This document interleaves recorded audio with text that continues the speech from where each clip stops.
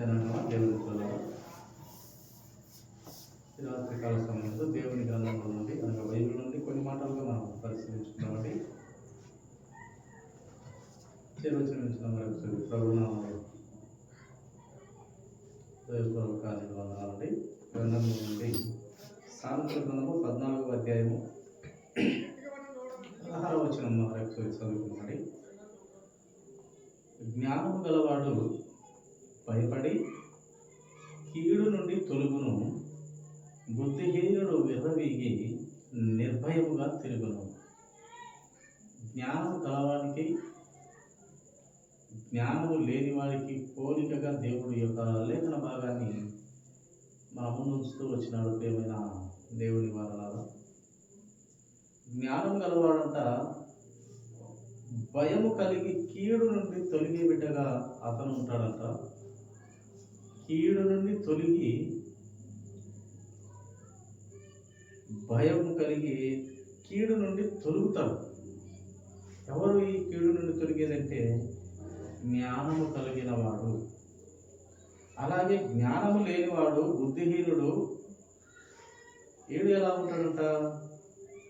విర్రవీగి నిర్భయముగా తిరుగును. వాడి ఆలోచన విధానము విర్రవీగు తత్వం. విర్రవీగటమే కాదు, మరి బుద్ధిహీనమైన మాటల చేత భయం లేకుండా తిరుగుతాడంట. ప్రియమైన దేవుని వల్ల దేవుడు మంచివాని గుణగణాలు లేక చెడ్డవాని గుణగణాలు ఆయన విశదీకరిస్తాడు, తెలియపరుస్తాడు. మంచివాని నుండి నేర్చుకోవాల్సిన విషయాలు మనము మంచివాని నుండి నేర్చుకోవాలి. చెడ్డవాని నుండి మనము విసర్జించవలసినటువంటి మాటలు అవి విసర్జించబడేలా మనం నేర్చుకుంటూ ఉండాలి. జీవితాంతం మన బ్రతుకు వాక్యము ద్వారా, క్రీస్తు మాదిరికరమైన జీవితం ద్వారా, అపోస్తలుల ద్వారా, ప్రవక్తల ద్వారా, భక్తురాల ద్వారా ప్రతిరోజు మనం వాక్యం చదువుకుంటాము. చదువుకున్న లేఖనాన్ని పరిశీలిస్తూ ధ్యానిస్తూ యెహోవా ఉత్తముడా కాదా రుచి చూస్తూ నా దగ్గరికి రమ్మని దేవుని వాక్యం బయలుపరుస్తుంది. నేను మంచివాడినైతేనే నా దగ్గరికి రా. నాలో ఏ లక్షణాలు నీకు నచ్చకపోతే నీ ఇష్టం సుమా. 70 మంది శిష్యులు ఆయన ఆలోచన విధానము అర్థం కాక వెళ్ళిపోయినారు. ఒకసారి వెళ్ళిపోతే ఆయన ఏమనలేదు.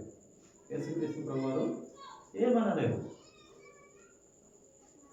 మిగిలిన 12 మంది వారిని కూడా మీరు కూడా వెలుగురా అని అడిగినప్పుడు అప్పుడు ఆ 12 మంది అంతో ఎంతో జ్ఞానం కలిగిన వారు కనుక పూర్తి పరిపక్వతలో లేకున్నప్పటికీ క్రీస్తు శక్తిని లేక ఆయన బలమును, ఆయన ఆలోచన విధానాన్ని గౌరవిస్తూ లేక పరలోకం దిగి వచ్చిన ఈ దేవుని కుమారుడు ఏనని గుర్తించి ఎక్కడికి వెళుదాము ప్రభువా, మేము ఎక్కడికి వెళుదాము నాయన? నిత్య జీవపు మాటలు కలిగిన వాడివి నీవు. నిన్ను విడిస్తే మాకు దిక్కెక్కడ? మేము ఎక్కడికి వెళుదాము నిన్ను విడిచి అని వాళ్ళు వెళ్ళలేరు. కనుక ప్రియమైన దేవుని వాళ్ళ జ్ఞానం కలిగి నడుచుకున్నట మన మనిషికి మంచిది. జ్ఞానము లేక మనము నడుచుకున్నట్లయితే అది బుద్ధిహీనుడిని పోలి ఆ విర్రవీగి తత్వంలో ఉండి భయం లేని వారిగా మనము తిరుగుతామని లేఖన సారాంశము మనకు బయలుపరుస్తూ ఉన్నది. ప్రియమైన దేవుని వారల అదే సామెతల గ్రంథము 12వ అధ్యాయము 28వ వచనం మాట మనం చదువుకున్నాం. ప్రియమైన దేవుని పిల్లలారా, నీతి మార్గమునందు జీవము కలదు, దాని త్రోవలో మరణమే లేదు. ప్రియమైన దేవుని పిల్లలారా, నీతి మార్గమునందు జీవము కలదు. నీతి మార్గంలో జీవము కలదు, ఇంకా మరణమే లేదు. నీతి మార్గము అది. దేవుని మార్గాలు కూడా నీతి కలిగినటువంటివి. ఆయన మార్గములు జీవ మార్గములు, ప్రియమైన వారు. కనుక ఆ జీవ మార్గంలో అయిన, నీతి మార్గంలో అయినటువంటి ఆ త్రోవలో మనం వెళ్ళినట్లయితే ఇంకా మరణమే లేదు మనిషికి అని గ్రంథము బయలుపరుస్తూ, హెచ్చరిస్తూ, బుద్ధి చెప్తూ ఉంది. ప్రియమైన దేవుని వారు, ఈ దేహానికి మరణం అయితే రావచ్చు, కానీ ఈ దేవుడు ఇచ్చినటువంటి ఈ ఆత్మకు మరణం లేదు. కనుక ప్రియమైన దేవుని జనాంగమా, నీతి మార్గంలో నడిస్తే మనకు మంచిది. ఆ జీవం కలిగిన త్రోవలో నడిస్తే మనకు మంచిది. మరణం లేని వారిగా ఉంటాం. అఫ్కోర్స్ ప్రతి ఒక్కరికి ఒకనొక సమయం మరణం రావచ్చు. ఈ మరణం వస్తేనే మనము దేవుణ్ణి చూడగలం. మరణము వస్తేనే మనం దేవుణ్ణి చూడగలం. అందుకే భక్తుడు అన్నాడు, బ్రతికినంతసేపు నేను క్రీస్తును ప్రకటిస్తాను, క్రీస్తుతో ఉంటాను, చావైతే నాకు లాభం అని అన్నాడు. చావైతే లాభం అని చెప్పగలిగే ఆ మనుషుడు ఎవరు చూడండి.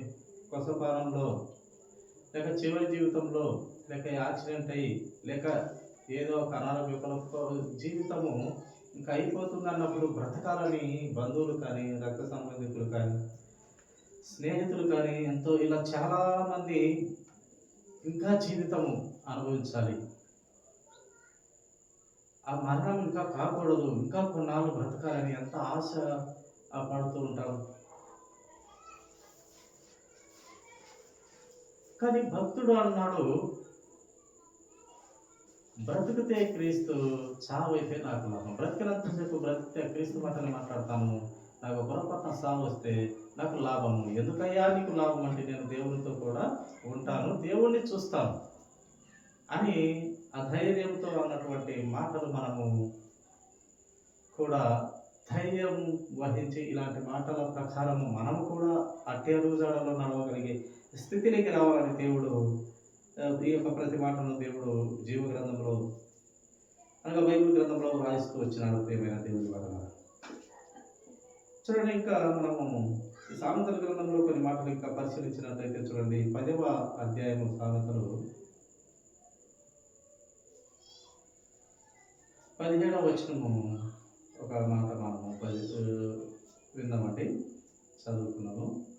ఉపదేశము అంగీకరించువాడు జీవ మార్గంలో ఉన్నాడు, గద్దింపునకు లోబడని వాడు త్రోవ తప్పును. దేవుని వాక్యంతో గద్దించిన మనుషుడు ధన్యుడు అని లేఖనం మనకు బయలుపరిచింది. దేవుడు చెప్పినాడు, దేవుడు గద్దించు మనుషుడు ధన్యుడు అని లేఖనం చెప్పింది. తల్లిదండ్రులు గద్దించు కుమారుడు ధన్యుడు. గద్దింపు లేకపోతే చెడిపోతారు పిల్లలు గద్దింపు లేకపోతే ఇష్టానుసారమైన జీవితంతో నడిచి చెడిపోతారు.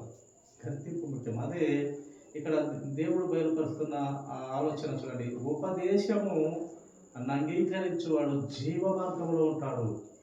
దేవుడి యొక్క ఉపదేశము, లేక చిన్న పెద్ద గురువు దైవం చెప్పినటువంటి ఉపదేశం ఎవరైతే వింటాడో, అంగీకరిస్తాడో, వారి మార్గములు ఎలా ఉంటాయంట? జీవ మార్గములో ఉండే మార్గములుగా ఉంటాయి. గద్దింపులకు లోబడని వాడు త్రోవ తప్పే ప్రమాదం ఉంది. గద్దింపు వింటే బాగుపడతాడు, కానీ వినకుంటే వాడి ఆలోచన విధానం అంతా త్రోవ తప్పుతుంది. నిత్య నరకాగ్నికి వెళ్ళబోయే ప్రమాదం ఉంది. ఏ తండ్రి అయితే కుమారుని శిక్షింపడో, గద్దింపడో, అలాంటి కుమారుడు లేక అలాంటి కుమార్తె ఏమవుతుంటే ఒక ఆత్మను పాలవుతారు, నరకానికి పాలవుతారు. గద్దింపు అవసరం, మనిషికి గద్దింపు అవసరం. చూడండి, ఇంకా మనము కొన్ని మాటలు మనం చదువుకొని ముగించుకున్నాం. ప్రియమైన వారు కదా,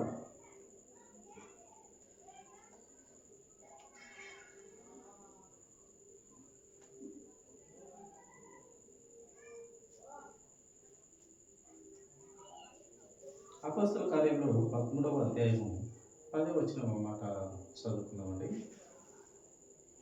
అపోస్తల కార్యంలో 13వ అధ్యాయము 10వ వచనం.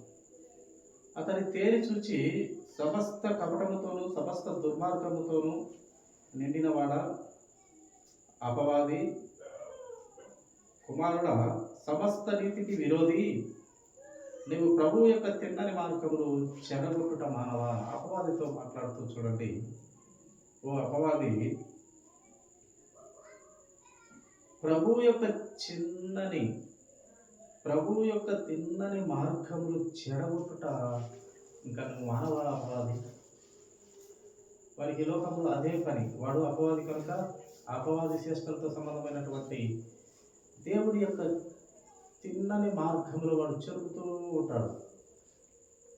వాడు ఈ లోక సంబంధమైన యుగ సంబంధమైన దేవత గుడ్డితనము కలుగజేసినట్టుగా ప్రతి మనిషికి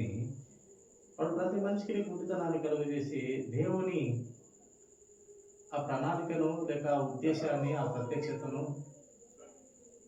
అవి మనకు అర్థం కాకుండా అపార్థం చేసుకునేలాగా వాడు ఎప్పుడు చెడగొడుతుంటాడు. ఆయన మార్గమును మనకు రివర్స్లో అర్థమయ్యేలా చేసి చెడగొడుతుంటాడు. ఇప్పుడు 70 మంది శిష్యులు ఎలాగా దేవుని మాటలను అర్థం చేసుకోలేక, దేవుని ఆత్మీయమైన మాటలు అర్థం చేసుకోలేక వెళ్ళిపోయినారు.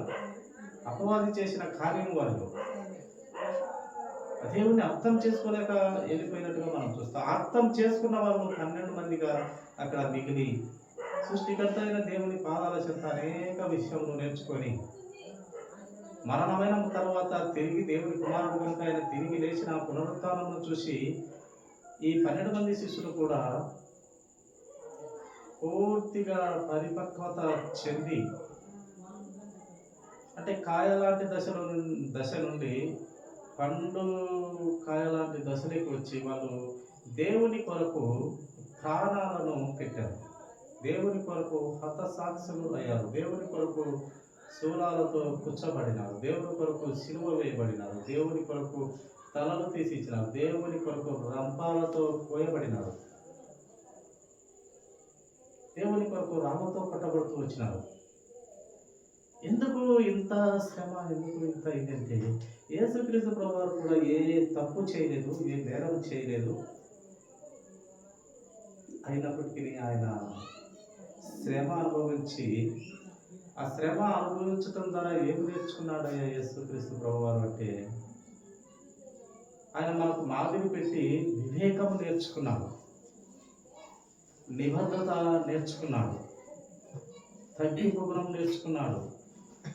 చనిపోతున్నా కూడా ఒక మనిషిని క్షమించమని తెలియచెప్తూ వచ్చినాడు. తండ్రి వీరేం చేస్తున్నారు, వీరికి తెలియదు ప్రభువా, తండ్రి వీరిని క్షమించు తండ్రి అని చనిపోయేటప్పుడు కూడా ఆయన క్షమించగలుగుతూ వచ్చినాడు. పాపాలు క్షమించే అధికారిగా ఆయన క్షమించమని తండ్రికి విజ్ఞాపన చేస్తూ వచ్చినాడు, తెలియపరుస్తూ వచ్చినాడు. కనుక ప్రియమైన దేవుని ఆలోచనలో ఉన్నటువంటి పిల్లలుగా మనం దేవుని పిల్లని మార్గములలో నడవాలి. అపవాది చెరగొట్టే మార్గంలో మనం ఉండకూడదు అని మనకు లేఖ భాగాలను తెలియపరుస్తూ ఉన్నాయి. ఒక మాట మనం చదువుకొని ముగించుకున్నామండి. సామెతల గ్రంథము 6వ అధ్యాయం 23వ వచనం మాట చదువుకొని ముగించుకున్నాము.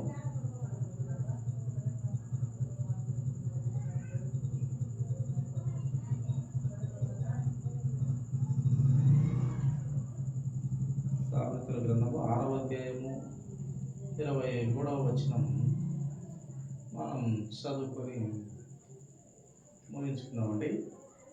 ఆజ్ఞ దీపముగాను ఉపదేశము వెలుగుగాను ఉండును. శిక్షార్థమైన గద్దింపులు జీవ మార్గములు.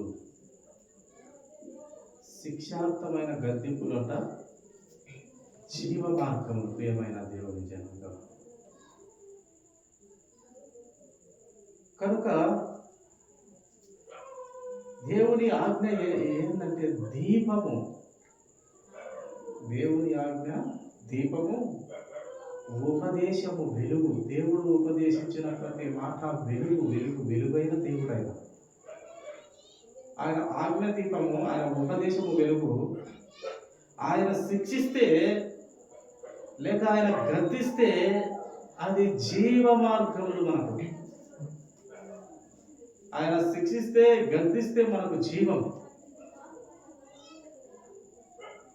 తండ్రి కుమారుణ్ణి ఎలాగో శిక్షింపలేకుండా పోతాడో వాడు చెడిపోతాడు, వాడు నాశనం అయిపోతాడు, ఒక ఆత్మ పాతాళానికి అప్పచెప్పిన వాడు అవుతాడు. గద్దింపు శిక్షతో కూడినటువంటి క్రియ ఆ ఆత్మను రక్షించి పరలోకపు తండ్రి వద్దకు చేరుస్తుంది ప్రియమైన దేవుని వలన. కనుక దేవుని ప్రజా దేవుని బిడ్డలారా, దేవుని గుణగణాలు, ఆయన లక్షణాలు, ఆయన ప్రత్యక్షతలు, ఆయన ప్రణాళిక, ఆయన చిత్తము, ఆయన ఆలోచన, ఇవన్నీ కూడా ప్రతి మనిషి పసిగట్టగలిగే స్థితిలో ఉండాలి అని దేవుడు తెలియపరుస్తున్నాడు. ఏ మనిషినికి దేవుడు ఎంతగా గొప్పగా అర్థమవుతాడో సాతానుడంట వారికి భయపడతాడంట. ఏ మనిషినికి దేవుడు బాగా అర్థమవుతాడో ఆ మనిషికి సాతాను భయపడుతుంది. అయ్యో, దేవుని జ్ఞానము లేక దేవుని ఆలోచనలు, దేవుని కట్టడలు, విధులు, శాసనాలు, ఆ నియమ నిష్టలు ఇతనికి బాగుగా తెలియను ప్లస్ నడుచుకును పరిశుద్ధంగా ఉండను. కనుక సైతాను భయపడుతుందట. ఒకనొక సమయంలో భక్తుడు గద్దిస్తే దయ్యాలు వెళ్ళిపోతాయి. అదేవిధంగా ఇంకొకరు నేను భక్తునిలాగా పోల్చుకొడదామని గద్దించడానికి ట్రై చేస్తే సైతాను లేక అపవాది లేక దయ్యం ఏమంటుందంటే, నీవు ఎవడవుడా నన్ను గద్దించనికి? నీవు పరిశుద్ధుడవా? పరిశుద్ధుడవైతే నన్ను గద్దించు. నీవు దరిద్రపు కొట్టు ఎదవను, నీవు గద్దిస్తే నేను పోతానా? నీవు పరిశుద్ధుడవైతే గద్దించు, నీ దరిదాపుల్లో ఉన్నానని ఒక లేఖన భాగాల్లో మనకు అర్థమయ్యే ఆ వాక్య సారాంశం మనము బైబిల్లో చూస్తాం ప్రియమైన వాళ్ళ.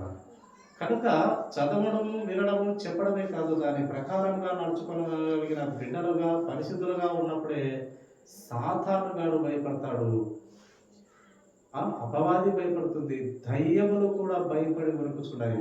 శిష్యులు అంటారు ప్రభుతో, అయ్యా ఏందయ్యా, నేను ప్రార్థన చేస్తే దయ్యములు వణుకుచున్నాయి ప్రభు అంటే, నాయనా వణుకుతాయి, నిజమే వణకడమేమో వణుకుతాయి నాయన. ముందు మీ పేరు జీవ గ్రంథంలో ఉందో లేదో ఒకసారి చెక్ చేసుకుని నాయన. దయ్యములు వణుకుతాయి, భూతాలు వణుకుతాయి, ఏమో నిజమే. జీవ గ్రంథంలో మీ పేరు ఉండాలి. దయ్యాలు వణుకుతాయి, ఒప్పుకోవద్దు నాయన. ఇది దేవుని శక్తి, దేవుని బలము, దేవుని ఆలోచన, దేవుని ప్రత్యక్షత, దేవుని ఆ భయంకరమైనటువంటి మహాగరుడైన దేవుడు, ఆ బలము కలిగిన యుద్ధశూరుడైన దేవుడి శక్తిని బయలుపరచుటకే ఈ యొక్క గొప్ప కార్యాలు. అంతేకాని వాటిలో ఏం లేదు. నన్ను నేను గొప్పవానిగా తెలుసుకునేదానికి మనిషికి చూపించే ఈ అద్భుత కార్యాలు అంతే. ఈ అద్భుత కార్యాల వల్ల పరలోక రాజ్యం ఒకరు చేరరు. క్రీస్తును నిజమైన దేవునిగా ఒప్పుకొనుచు తన సొంత నోటితో ఎవరైతే ఏ ఆత్మకి ఒప్పుకున్నానో ఆ ఆత్మ రక్షింపబడుతుంది. కనుక యథార్థతతో పరిశుద్ధతతో నీవు ఉన్నట్లయితే దయ్యాలు వణుకుతాయి, పరలోక రాజ్యము ద్వారాలు తెరుస్తాయి, నీవు పరలోక రాజ్యంలో ఉండగలుగుతూ వస్తావు అంటూ దేవుని మాటలు మనకు దైవ గ్రంథం అయినటువంటి బైబిల్లో మనకు చాలా విషయాలు మనకు నేర్పుతాయి. చాలా సమయమైన కొన్ని మాటలతో మనం ముగించుకుందాము. దేవుడి కొద్ది మాటలను దీవించుగాక. ఆయన వెనుకల్లో మనకు